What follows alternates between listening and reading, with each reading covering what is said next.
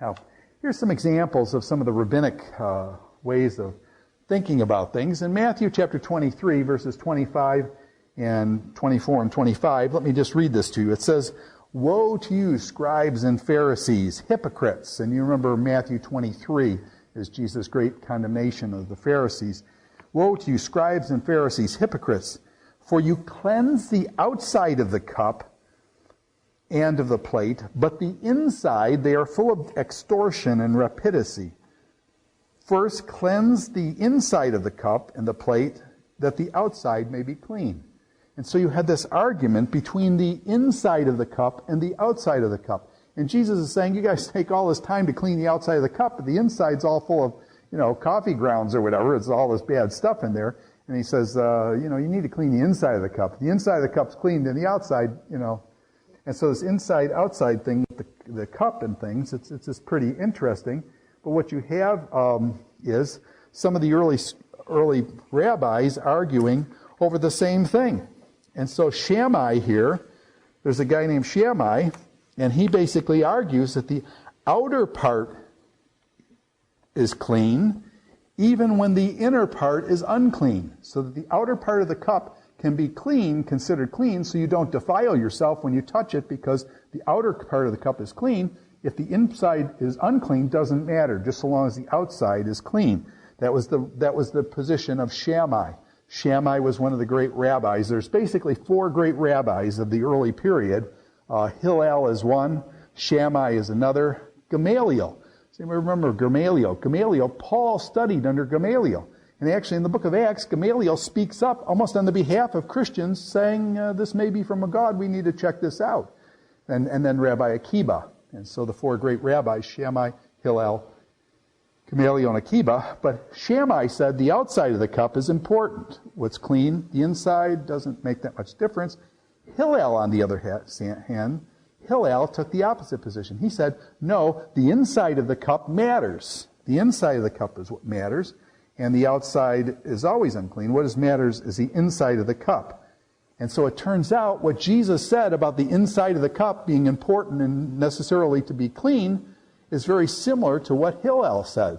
And so you get this connection between Jesus and Hillel.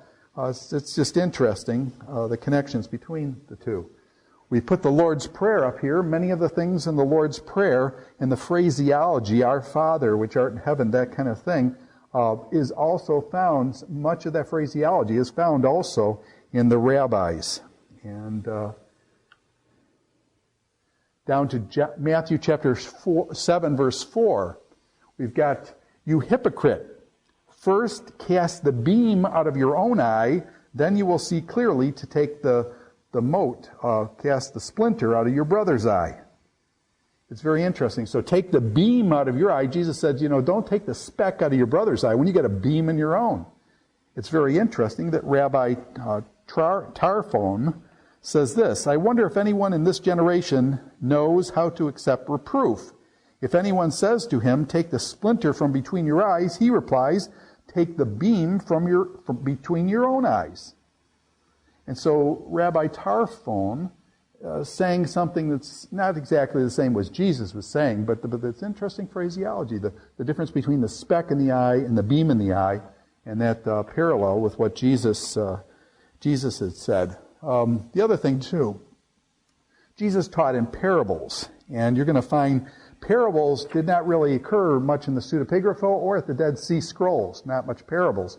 But in the rabbis, parables were prolific in the Midrashim. In the Midrash, you have these parables. Jesus teaches in parables. The parable of the seed. Some fell on the wayside, some fell on the good ground, some fell on the thorny ground. And the parable of the seeds and weeds. They planted good crops. Some enemy came and planted bad with that. And he says, let it grow until the harvest. Okay? And so you get Jesus in the parables, Jesus' parable of the Good Samaritan, etc. The rabbis also taught in parables. So just trying to say, basically what I'm trying to say here is Jesus is Jewish. He teaches, and as a matter of fact, when people come up to Jesus, oftentimes they call him Rabbi. Rabbi. Jesus is Jewish. He teaches in parables. He uses the imagery, the phraseology of the Jewish people of his day.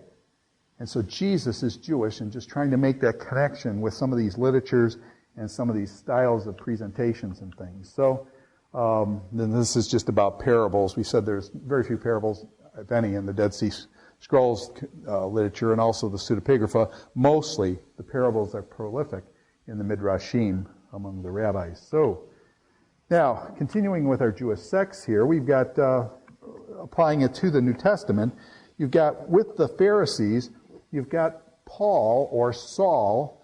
Very interesting. Saul's name, Saul, who becomes Paul, Saul was from the tribe of Benjamin. It's very interesting. Who was the first king of Israel? The first king of Israel was Saul. King Saul, was from, guess what tribe? Was also from the tribe of Benjamin. So Saul, who turns to Paul, is also from the tribe of Benjamin, probably named after King Saul. And then he gets the new name Paul. And Paul was studied under Gamaliel. Gamaliel was a Jewish rabbi of the time, very famous, even till this day. Jewish folks will know who Gamaliel is, as far as Hillel, Shammai, Akiba, and Gamaliel. Nicodemus comes to Jesus at night, John chapter 3. And he addresses Jesus, and Jesus teaches him. And so Nicodemus is also, he'll be a Pharisee. Nicodemus is a Pharisee. And Paul, in Philippians 3:6, Paul said that he was a Pharisee of the Pharisees. And so Paul gives a little bit of his background in Judaism. He said he excelled in Judaism more than everybody. I mean, Paul was very intense, obviously. And so the Pharisees, and this is a good point to know at this point, when you read in the New Testament, you read, woe unto you, scribes and Pharisees, hypocrites. You read all this, whenever you say something is Pharisaic, it's a slam usually, meaning what? Somebody's legalistic and myopic in the way they think about religion. They're Pharisaic. But back in those times, see, what's happened is our heads are wired wrong when we heard the word Pharisee. Back in those times, the Pharisees were respected. The Pharisees were respected back then as religious leaders. And so you've kind of got to make that shift. The Pharisees were not usually wealthy. They were usually, poor traveling preachers, teachers, that kind of thing. In contrast, the Sadducees were not respected. And these people were wealthy. And the Sadducees, big contrast between the Pharisees, who are poor but more religious and therefore more respected by the common folk, respected the Pharisees. The common folk respected the Pharisees, whereas the Sadducees were wealthy.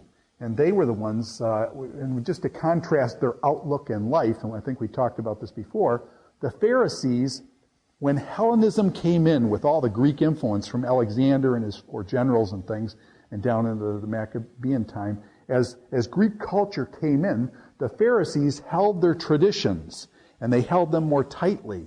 And so the people respected them because they were Jewish, and they kept hold of their Jewishness, and they held it tightly. They separated themselves, they separated themselves from Hellenistic Greek culture and the secularization that was happening there. In contrast to that, the Sadducees greeted the Greeks with open arms, and the Sadducees assimilated.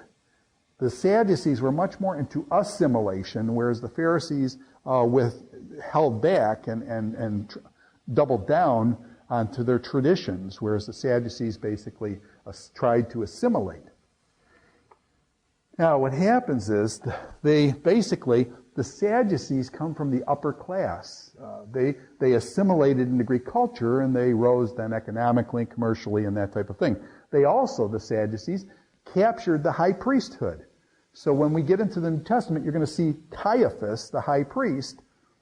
This Caiaphas fellow is going to be of the Sadducees. And this council, many of them will be of the Sadducees. They're upper crust, the elite, high-class people.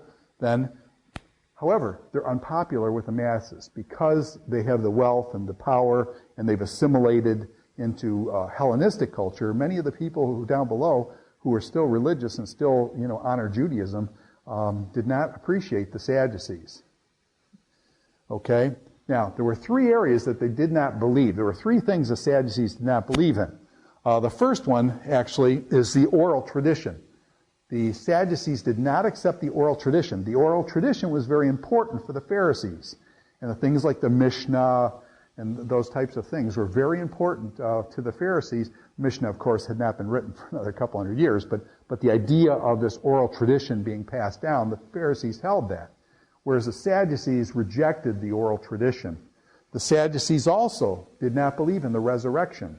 They did not believe in a physical resurrection. In a certain sense, they adopted more Greek ways of thinking, where there was in Greek thinking, there's more of a dualism, where basically you have the spiritual and you have the physical. And what happens is, in Greek culture, the physical is downplayed and the spiritual is put up, higher. So basically you have this dualism into physical and spiritual, and then the spiritual is commended and the physical is demoted. And so basically you don't want to have a resurrection body because the body is bad because the body is physical. You want it to be spiritual. Kind of like Plato in the cave, if you remember, where there's these forms and things like that. So the Sadducees did not hold to a resurrection, no resurrection for them, and they didn't hold to the angels. They spiritual beings, they did not hold that there were angels as well, so there's no resurrection angels. What's ironic is that if you get into it with Jesus in Matthew 22, Matthew 23, the Sadducees come to Jesus who say there's no resurrection, and they come to Jesus and they said, Jesus, what do you do with this problem? The problem is a woman has a husband. She has no children, the husband dies.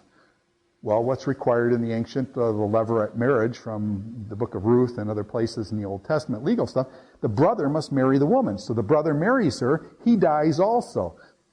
He has another brother. Finally, all 7 brothers are married to the woman, she dies also. In the resurrection, therefore, whose wife shall she be? And the Sadducees are putting this conundrum to Jesus to basically expose him, to say, Jesus, there is no resurrection. See, this proves there cannot be a resurrection. Jesus then, brilliantly, and just, you can see the irony here, responds to the Sadducees, you don't know the Scriptures or the power of God. And Jesus says, in the resurrection, they will be like the angels. Now, do you get the irony here? The Sadducees don't believe in the angels either. And Jesus then refutes them by saying, in the resurrection, they'll be like the angels who are neither married nor given in marriage. So that, in other words, when you go to the other world, there's no marriage. You're like the angels. Okay? And so he uses their flaw in one area to refute in the other. And just, you can see it just, so he gets out of the problem there with the Sadducees and things. And so, okay, so that's the Sadducees. Big conflict, remember, back with John Hyrcanus crucifying the Pharisees and things, big tensions between the two. Now,